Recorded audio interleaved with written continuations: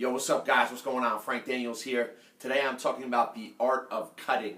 Basically being able to lose body fat without necessarily stagnating or hitting a plateau and getting stuck in a particular place.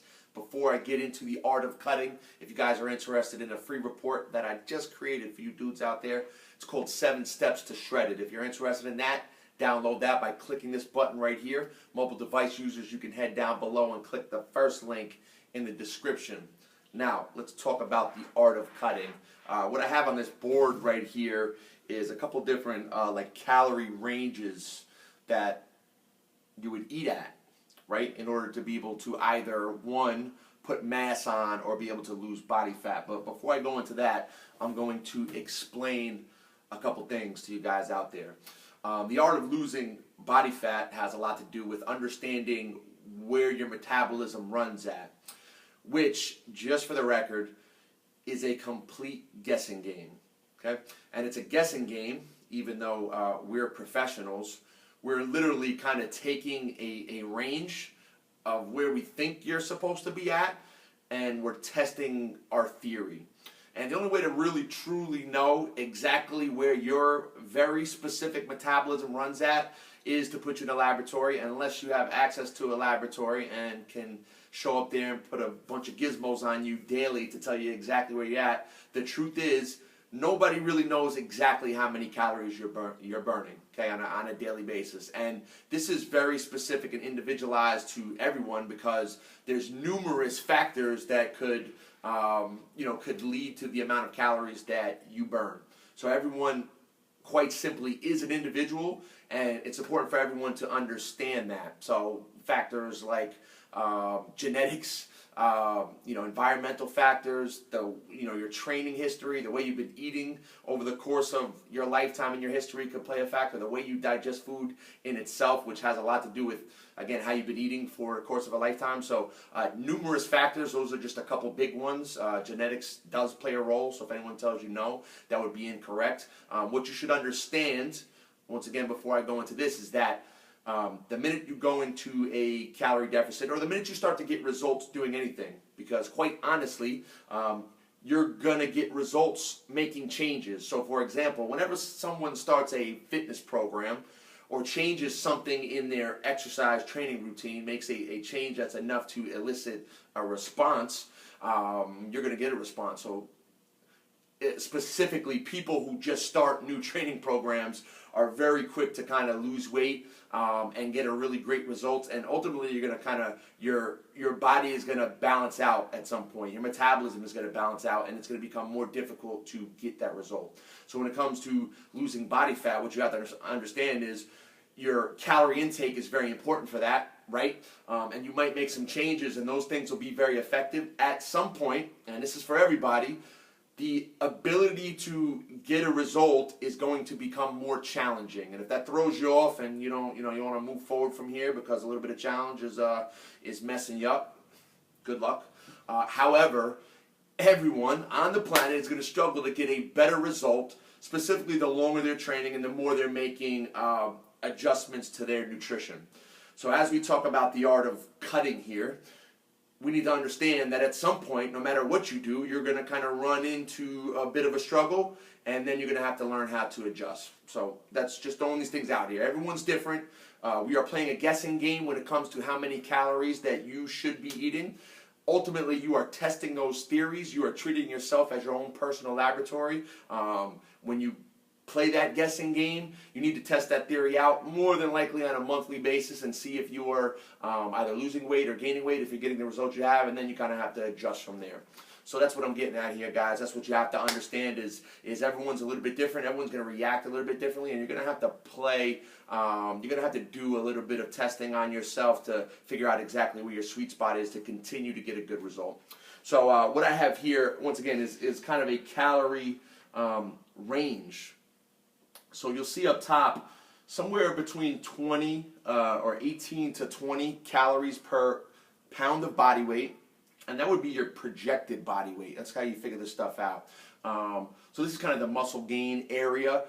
Guys who are trying to put on mass, they end up somewhere in the 18 to 20, sometimes even 22 calories per pound of body weight. So for example, if I'm 200 pounds, and that's my goal, I would multiply 20 times 200 and I would get a number, and that I would start to test my theory if I was able to kind of put on mass. So again, we're talking about fat loss, I'm going to bring you down to the next level. And generally somewhere around, for an active individual or an active dude, somewhere around 14 to 16 calories is around the number. Again, this could be a little bit less potentially, could be a little bit more, but it gives you a nice range of where you should be when it comes to just kind of losing body fat and getting more lean and eventually getting shredded if that's what you really want to do. But it's somewhere in the 14 to 16 calories per pound projected body weight. Once again, if I'm 200 pounds, I would multiply 200 times 14 and 16, I get a range, and then I want to eat within that range and see where I'm at.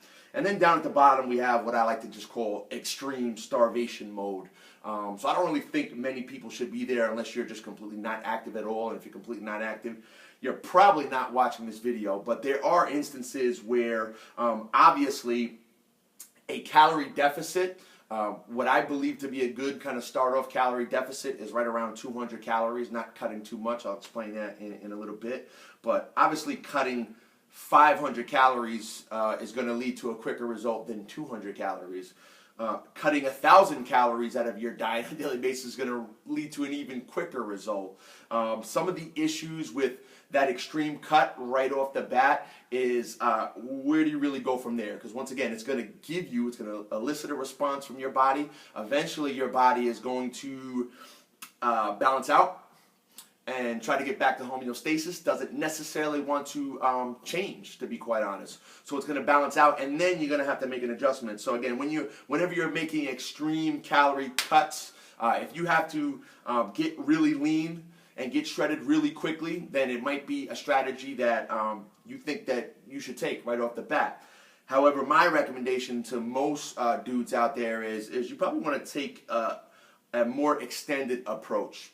So for example, a lot of bodybuilders and figure competitors, because they're constantly in a big calorie deficit and doing a lot of like cardio aerobic activity, it can really mess with your sex hormones, right?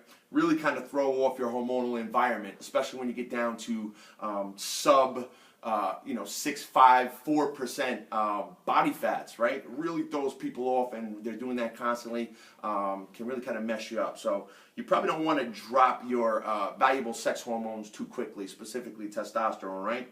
So if you go into a calorie deficit too quickly, you're gonna move towards that much faster. So a limited calorie deficit of just about 200 is a nice way to approach things. Again, it's going to give you a result. It's going to give you a response right off the bat. You're going to start to lose weight, and then ultimately you're going to have to recalculate these numbers. But that's basically the gist of it, guys. Somewhere, if you're looking to lose body fat, it's somewhere in this middle range, somewhere 14 to 16 calories. You project the weight that you want to weigh, and you multiply by those numbers, and that's going to give you a roundabout number. Now, there are calorie tracking applications. So, for example, MyFitnessPal is a pretty good one. Again, if you do the math, if you give them the information that your goals you're looking to accomplish, it's going to give you a very similar range. Ultimately, when you get that range, my suggestion for people is, if you've never counted calories, if this is something that's new to you, if you want a really good result, we always recommend tracking. So that's why we're talking about this right here. There are some schools of thought that maybe that's just too much for your average person. So if it's too much for you and you don't necessarily care about getting the best result quickly, then don't do this. However, if you want to kind of pinpoint, you want to get lean, you want to get shredded, tracking and counting your calories, understanding how to be in a deficit is one of the best things that you can do. So again, you can do this math on your own, just try to figure it out, and then something like MyFitnessPal will give you a similar numbers. But once you get those numbers, what I would do is just kind of track where you're at, or try to figure out your calorie maintenance level, so that's before you actually even hit a deficit, right? So if I multiply 200 just for example, again, times 16, that gives me a value. I'm just going to go off the top of my head, like I'm right around 3,500 calories is my like maintenance level. Again, if I want to lose body fat, I'm going to come in under that. So 3,300 or 3,200 is going to give me a nice normal level where I'm not starving to death right off the bat, and then I can kind of work from there. But once I got that number 3,500, I'm going to test that theory. I'm going to go, okay, is this math I'm doing right? Is MyFitnessPal right? Whatever it is, I'm going to test that theory first and figure out what's going on. So again, the way you kind of gauge that and figure it out is you're probably going to lose a little weight if you're in the right spot. If you start gaining weight, it's too many calories. So now you have to reduce by a few. So 100 to 200 at a time is a good reduction to kind of test yourself. Again, could be a weekly basis, a bi-weekly basis, maybe more towards 4 weeks for females just because they fluctuate so much.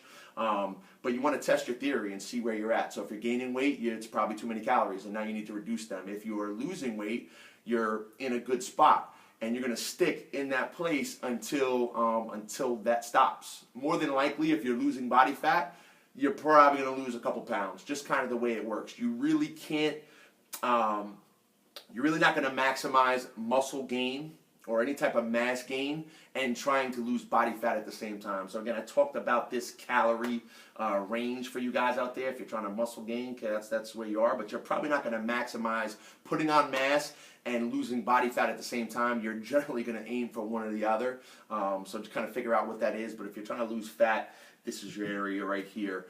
Again, once you kind of get to a situation where the weight loss and the result is kind of stopped, now you're once again reducing calories. 100 to 200 at a time is a nice way to look at it. And at a certain point, when you end up losing a lot of weight, say you lose 10 pounds, 15 pounds, 20 pounds, you're going to have to recalculate your calorie requirements, because now if I lost 20 pounds, if I was 200, now I'm $180, right? And now my calorie requirements are different. So if I keep eating like I'm a 200-pound person, I'm not going to lose body fat anymore. So at a certain point, once you lose a few pounds, you have to come back in and reprogram these calculations in. You got to do the math again, either if it's in a calorie tracker like a MyFitnessPal, or it's just math again. That's pretty simple math that you're doing yourself. But it's very important to understand, gentlemen, everyone is different. Okay, so a variety of factors are going to lead to how much calories you actually burn in the course of the day, how active you are. Those things kind of add up. You are playing a guessing game. You're kind of testing out your theory, seeing where you're at. If you start to kind of lose weight and lose body fat, and that continues, hey, stay there. Don't starve yourself too early. And as you start to go, you're going to have to understand, recalculate these numbers as you lose weight, as you lose more body fat. Your body's going to give you some resistance, and now I want to recalculate and continue to give myself slight deficits to always be able to burn body fat. The art of cutting is all about doing these things gradually.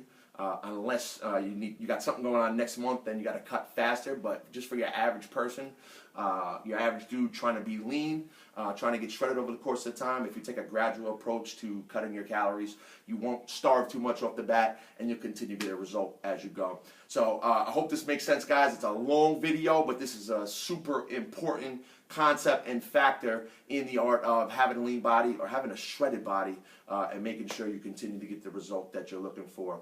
So let me know what you think of this video. Of course, if you guys want my free report, 7 Steps to Shredded, download that by clicking this button right here. Mobile device users, head down below, click the first link in the description. My name is Frank Daniels. I hope you guys liked this video. If you did, head down below, like, leave a comment, and of course, subscribe to this channel right here. See you guys soon.